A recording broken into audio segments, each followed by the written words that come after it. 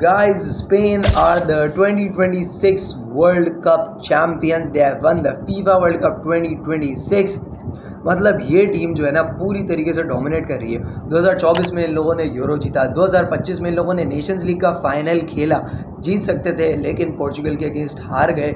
और अब तीसरे साल 2026 में इन लोगों ने फीफा वर्ल्ड कप जीत लिया, वो भी अर्जेंटीना को हरा के, द डिफेंडिंग वर्ल्ड चैम्पियंस।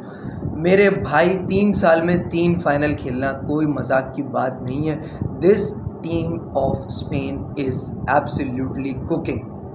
सबसे पहले तो भाई मैं बात करना चाहूँगा इस बारे में कि मैच पे तो हम आते हैं अभी, लेकिन मैं तुम लोगों से बात करना चाहूँगा। देखो, मैं डाई हार्ट रोनाल्डो फ़ैन हूँ, ये बात तुम लोग जानते हो, लेकिन मैंने जो है ना कल के मैच के बाद कुछ देखा जिसने मुझे मजबूर कर दिया एक बात सोचने पर। देखो, मैंने सोच के रखा हुआ था कि जब मेसी ये फाइनल हारेगा ना तो मैं ट्रोलिंग करूँगा।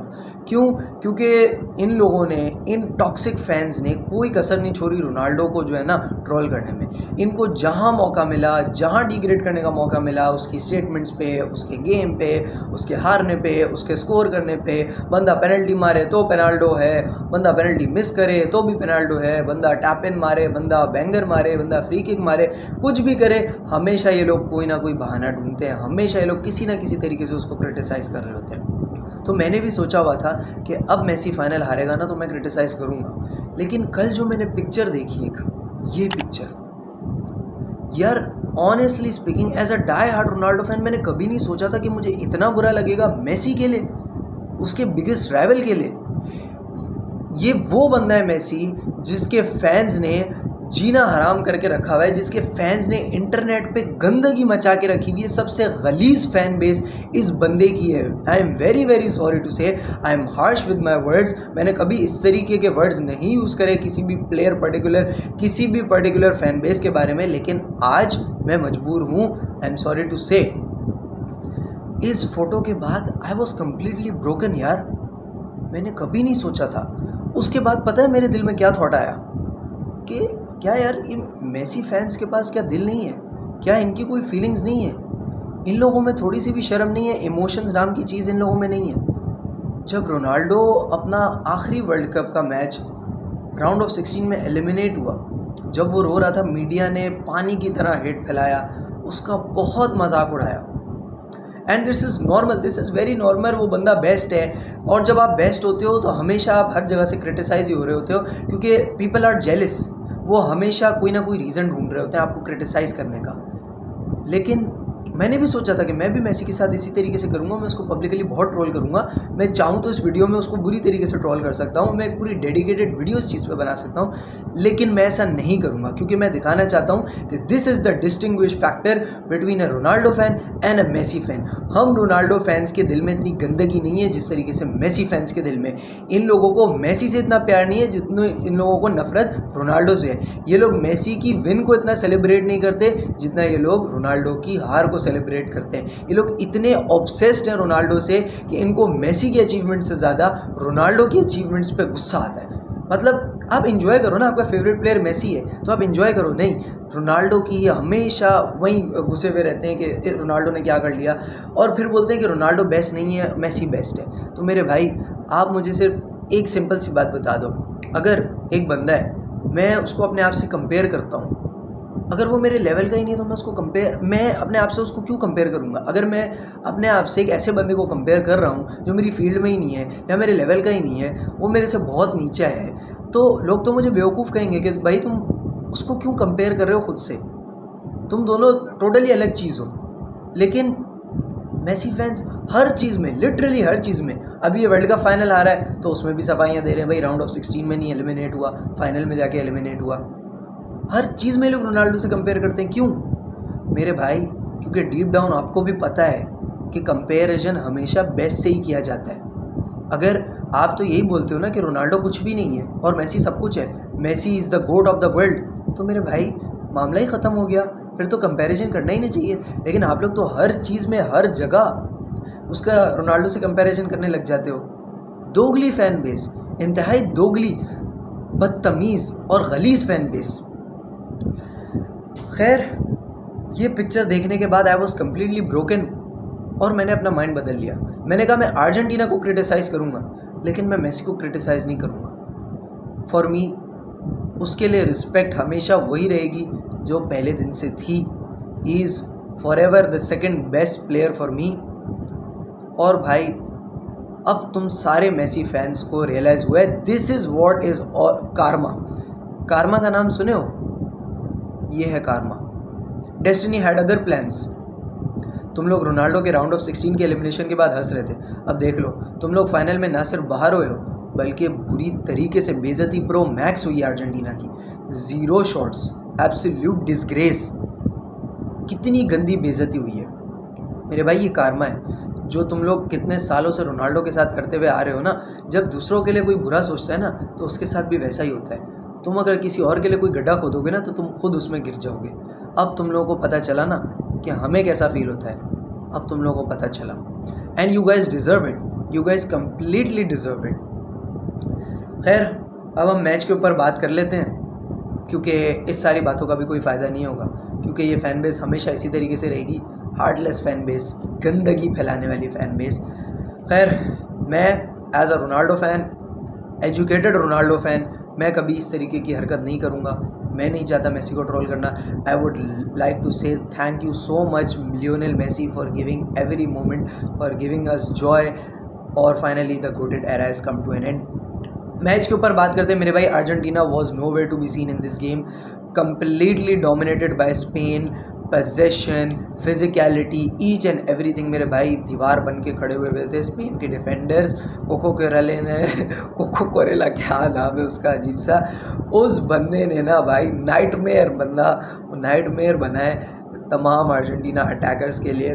और जो है ना मेसी भी इस गेम में 1-2 दफ़ा ही मुझे नज़र आया था और बेचारा वो अपनी तरफ से पूरी जान मारा था, लेकिन वो कुछ भी नहीं कर सका। अर्जेंटीना का कोई भी प्लेयर कुछ नहीं कर सका, लेकिन अगर अकेला प्लेयर था ना तो उनका कीपर मार्टिनेज लगा हुआ था। मैं ऑनेस्टली बताऊं, ये मार्टिनेज मुझे बंदा पर्सनली बिल्कुल भी अच्छा नहीं लगता है। द रीज़न इज़ क्योंकि इसने प्रीमियर लीग में एक दफ़ा रोनाल्डो के साथ बदतमीज़ी करी थी, इसलिए ये पर्सनली मुझे बंदा बिल्कुल अच्छा नहीं लगता। लेकिन मैंने इसको बेंच पे रोते हुए देखा, यकीन करो मेरे दिल में बहुत तरस आया और मुझे बहुत बहुत बैड फीलिंग हुई। तो I was supporting Spain, I was never supporting Argentina, I was supporting Spain. लेकिन उसके बावजूद भी eight the and I am human, I also have a heart, I have emotions, I have feelings. It hurts to see somebody cry like this when they have given each and everything to make their country win. I feel very bad for them. लेकिन एक particular fan base है जिसको जैसी मौका मिलता है तो वो पानी की तरह हीट फैला देती है और हम उनका कुछ भी नहीं कर सकते। खैर इसके अलावा बात यह है कि भाई स्पेन ने कम्प्लीटली डोमिनेट करके बहुत गंदा अर्जेंटीना को हराया है। एक बात मैं और करना चाहूँगा मेरे भाई, देखो हर फ़ैन बेस का एक अलग जो है ना परसेप्शन होता है कि जब उनकी फेवरेट टीम हार जाती है और उनकी राइवल टीम जीत जाती है तो मैच रिक था। ठीक है, वो हर फैन बेस बोलता है इस तरीके से। सारे मैचेस को हटा दो, ठीक है, सारे मैचेस को हटा दो, अर्जेंटीना क्वार्टर फाइनल वगैरह वगैरह जितना भी सबको हटा दो, अर्जेंटीना सब में फेयर प्ले करती भी है। लेकिन अभी जो फाइनल में इन लोगों ने हरकत करी, पिच पे इन लोगों से गोल्स मारे नहीं जा रहे थे, पिच पे इन लोगों से शॉट अटैम्प्ट किए नहीं जा रहे थे, तो इन लोगों ने फुटबॉल मैच को ही WWE बना दिया और वहाँ पर लड़ाई करना शुरू कर दी। इनके प्लेयर एंजो फर्नांडिस को रेड कार्ड मिला, उसके बाद वो बंदा रिएक्ट ऐसे करे जैसे उसने कुछ किया ही नहीं। मेरे भाई आप WWE नहीं खेल रहे, आप फुटबॉल खेल रहे हो। अब ये जो हरकत अर्जेंटीना के प्लेयर्स ने करी ना, देखो लियोनेल मेसी को हटा के और एक दो और रिस्पेक्टेड प्लेयर्स हैं उनको हटा के मैं अर्जेंटीना के प्लेयर्स की बात कर रहा हूँ। दिस इज़ द रीज़न कि लोग अर्जेंटीना के प्लेयर्स को, अर्जेंटीना की टीम को नहीं पसंद करते। इन लोगों ने जो हरकत करी मैच के बाद, भाई स्पेन के यंग लड़कों को कूट रहे हो, तुम ऐसे कूट रहे हो जैसे कुश्ती चल रही है, जैसे बॉक्सिंग हो रही है, किस तरीके से मार रहे थे। मेरे भाई इन पे बैन लगना चाहिए। जो भी प्लेयर्स इस चीज़ में इन्वॉल्व थे ना, इस ब्रूटल एक्ट में, उन पे बैन लगना चाहिए एटलीस्ट 4 से 5 मैचेस का। फीफा को कोई सीरियस एक्शन लेना चाहिए। भाई ये तरीका होता है, मतलब तुम मैच नहीं जीते हो तो तुम अपनी फ्रस्ट्रेशन इस तरीके से निकालोगे, तुम सामने वाले को कूटना शुरू कर दोगे। कोई मैनर्स या एथिक्स है या नहीं, इनको बैन कर देना चाहिए मेरे भाई। ये तरीका नहीं होता। मतलब वर्ल्ड कप नहीं जीत सके तो क्या है, मैं कहता हूँ इन पे जितना क्रिटिसिज्म हुआ ना through out the world cup कि रिग्ड है, बिल्कुल सही हुआ। एट द एंड इन लोगों ने खुद ही दिखा दिया इन लोगों ने खुद ही दिखा दिया कि हम ये क्रिटिसिज्म डिजर्व करते थे। इन लोगों ने वो गंदगी खुद ही दिखा दी। पहले वो क्रिटिसाइज हो रहे थे, लोग बोल रहे थे रोना धोना करें इनकी फेवरेट टीम। अब तुम लोग खुद दिल पे हाथ रख के बताओ, ये जो एक्ट अर्जेंटीना ने किया, अगर ये पोर्चुगल के प्लेयर्स ने किया होता तो तुम लोग बख्शते? कभी भी नहीं, कभी भी नहीं। ये अर्जेंटीना के प्लेयर्स की तरफ से इंतहाई घटिया और मैं कहूँगा जंगलीपन था, और इसके अगेंस्ट सीरियस एक्शन होना चाहिए। ये बिल्कुल डिज़र्व करते थे हारना इस तरीके से। देखो, this was the plan of God, destiny had different plans. तुम लोगों ने बहुत कोशिश करी रोनाल्डो को डिग्रेड करने की, उसको बुरा बताने की, और जो भी इस वर्ल्ड कप में हुआ मैं अभी मज़ीद नहीं कहता, लेकिन ये लास्ट वाले मैच में और ये जो फाइनल मोमेंट्स में जो कुश्ती चली है, इसने हर चीज़ एक्सप्लेन कर दी, इसने हर चीज़ खुली किताब की तरह सामने रख दी, और अर्जेंटीना ने खुद ही बता दिया कि yes we deserve all the criticism, और हम हारना डिज़र्व करते थे। बहुत अच्छा हुआ इनके साथ, कारमा इनको मिला।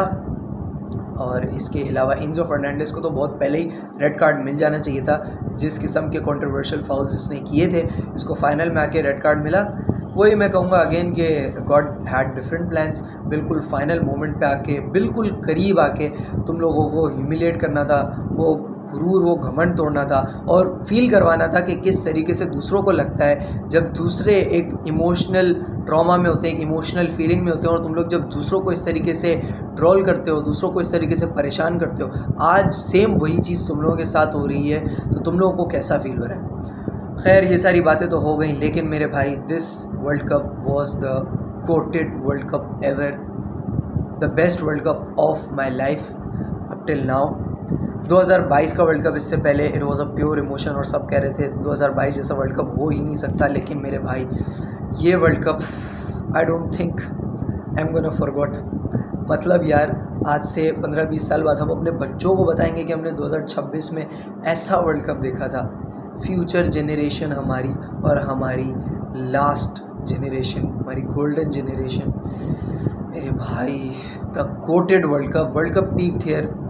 मतलब तुम सोच सकते हो, हमने इस एक ही वर्ल्ड कप में Ronaldo, Messi, Neymar, Haaland, Harry Kane और Vini Junior, Jude Bellingham, Lamine Yamal, हमने इन सब को, मोहम्मद सलाह, इन सब को हमने एक ही वर्ल्ड कप में स्कोर करते हुए देखा। मेरे भाई, हम कितने लकी हैं, हमने इन सब को स्कोर करते हुए देखा।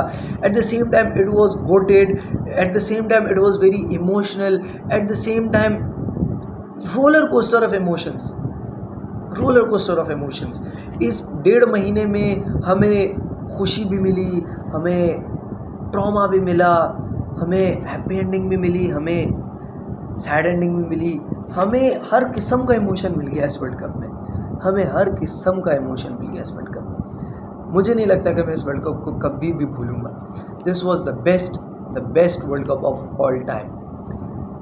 खैर, all is well that ends well. At the end, I would like to say football won, and Spain भाई अलग ही लेवल की बीस्ट बन चुकी है इस वक्त। यूरोप की मॉन्स्टर्स, वर्ल्ड की भी मॉन्स्टर्स।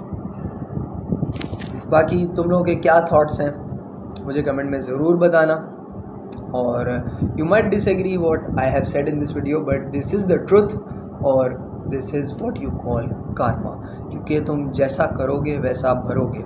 देर ज़रूर हो सकती है, पार्शली तुम्हें लगेगा तुम जीत गए हो, लेकिन at the end eventually justice हर किसी को मिलती है।